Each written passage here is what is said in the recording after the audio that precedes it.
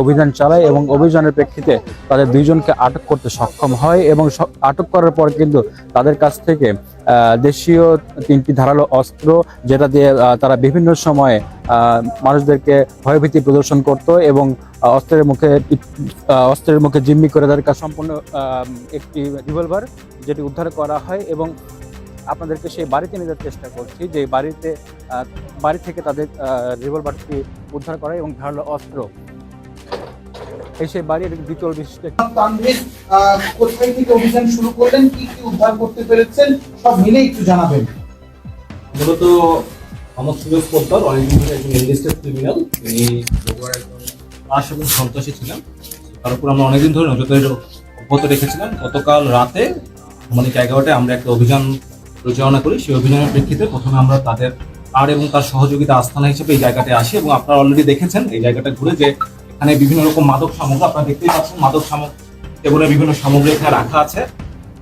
তারা এখানে মাদক সেবন করতো। এখানে তাদের আস্তানার মধ্যে দেশীয় অস্ত্র এবং আগ্নেয়াস্ত্র সহ অনেক কিছুই তারা এখানে রাখতো এবং সেটার দ্বারা তারা মানুষকে এখানে নিয়ে আসতো। চাঁদাবাজি করা, ভয়ভীতি দেখানো, আনুষঙ্গিক যত অপরাধের কাজ, অপরাধ সাম্রাজ্য বানিয়েছিল এই বিল্ডিং এর ভেতর।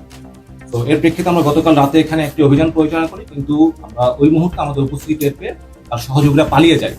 যাই হোক, আমাদের আরেকটি টিম তখন মোহাম্মদ ফিরোজ পোদ্দারের বাসায় একটি অভিযান করে এবং সেই অভিযানের প্রেক্ষিতে ফিরোজ পোদ্দারকে গতকাল রাতে আমরা গ্রেপ্তার করতে সক্ষম হই। যার প্রেক্ষিতে তার তথ্যের উপর নির্ভর করে পরবর্তীতে আমরা আমাদের আরো একটি টিম আবু রায়হান রানা, তার সহযোগী এবং আরেকজন এনলিস্টেড ক্রিমিনালকে গ্রেপ্তার করতে সক্ষম হয়। এবং পরবর্তীতে আমরা তাদের এই বাসাটা সার্চ করার পরে আমরা এখান থেকে একটি রিভলভার, একটা আগ্নেয়াস্ত্র উদ্ধার করতে পারি। আপনারা দেখতেই পাচ্ছেন এটি একটি সক্রিয় আগ্নেয়াস্ত্র।